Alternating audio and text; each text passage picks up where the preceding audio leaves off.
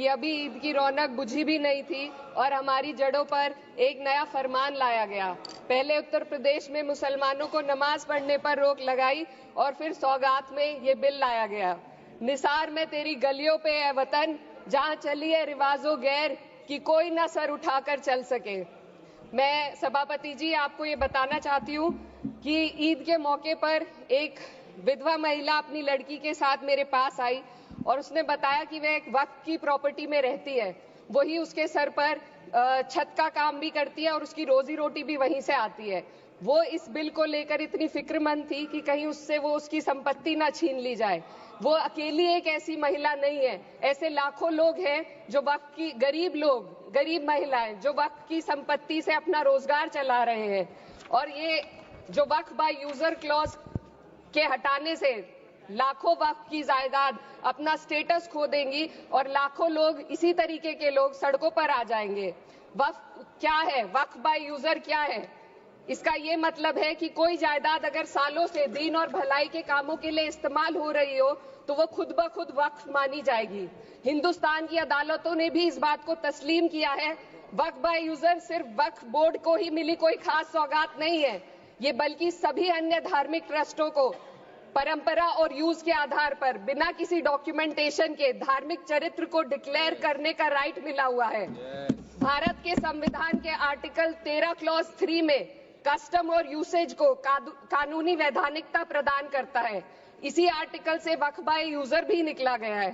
इस बिल के कानून बनने पर वक्फ बोर्ड तो इस प्रोविजन से हाथ धो बैठेगा, लेकिन अन्य धार्मिक ट्रस्टों को यह सुविधा जारी रहेगी। इससे भारतीय संविधान के आर्टिकल 14 और 15 का सीधा उल्लंघन है, जो धर्म और जाति के आधार पर भेदभाव और कानून के सामने सभी की बराबरी पर जोर देता है।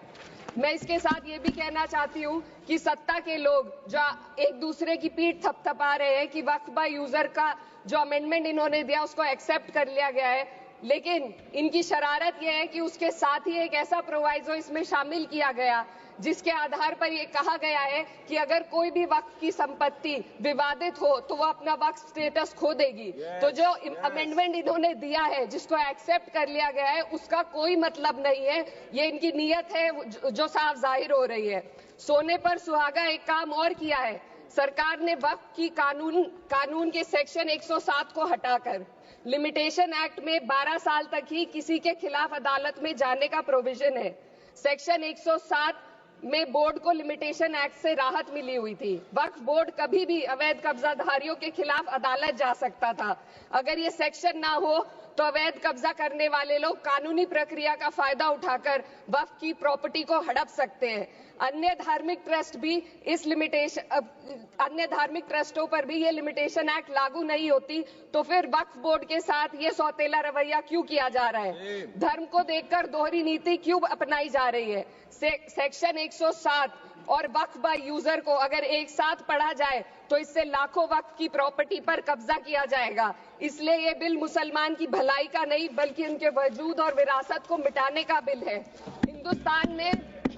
हिंदुस्तान में बहुत सारे धार्मिक ट्रस्ट हैं जिसमें उस खास मजहब के लोग शामिल होते हैं और उसका इंतजाम करते हैं, और ये बात समझ में आने वाली भी है क्योंकि जो व्यक्ति अपने मजहब के रीति रिवाज को जितना अच्छे से समझ सकता है किसी अन्य मजहब का व्यक्ति नहीं समझ सकता।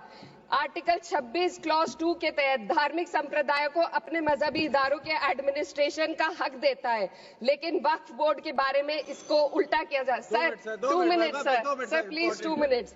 सरकार इसे एक सेक्युलर बॉडी मान रही है और इसमें गैर मुस्लिमों को शामिल करने की बात कह रही है। आपके मुंह से सेक्युलरिज्म की बात सुनकर अच्छा लगा, लेकिन अगले ही पल ये भ्रम टूट जाता है क्योंकि आपको सिर्फ दान देने के लिए प्रैक्टिसिंग मुस्लिम का आपने क्लॉज डाला है, लेकिन बोर्ड में बैठने के लिए मुस्लिम होने की कोई आपकी क्लॉज नहीं है। तो इससे आपकी जो दोहरी नीति है वो साफ जाहिर होती है।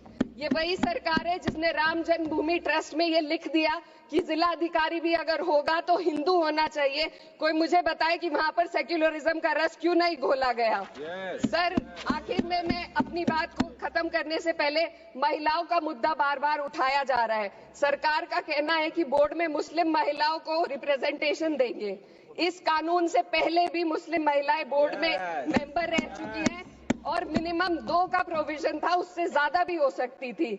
सर, मैं ये कहना चाहती हूँ कि सरकार ने महिलाओं के लिए ऐसा कौन सा नया काम किया जिसका ढिंडोरा सरकार का हर सदस्य पीट रहा है।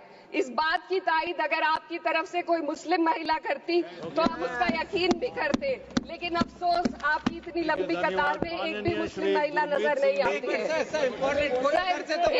महिला नहीं है, एक महिला। सर, मैं खुद एक मुस्लिम महिला हूँ, मैं सिर्फ सर मैं माइनॉरिटी महिला हूँ। इस सदन में हम सिर्फ 2 महिलाएं हैं और उस नाते से मैं ये बात कहना चाहती हूँ कि इस बिल के माध्यम से मुस्लिम महिलाओं को कुछ नहीं मिल रहा है, ये हमें कुछ नहीं देना चाहते, सिर्फ टोकनिज्म हमारे नाम पर बनाकर एक नैरेटिव मीडिया में चलाना चाहते हैं। तो ये बिल मुसलमान की भलाई का नहीं, उनकी पहचान को मिटाने का है। सर, अंत में मैं बस यही कहना चाहती हूँ कि कागजों की कैद में बस नाम रह जाएंगे, वो जो हमारे थे सिर्फ दावे में रह जाएंगे। इस बिल के द्वारा मीठी ईद के जायके को कड़वा करना, यही असली सौगाते मोदी था। बहुत बहुत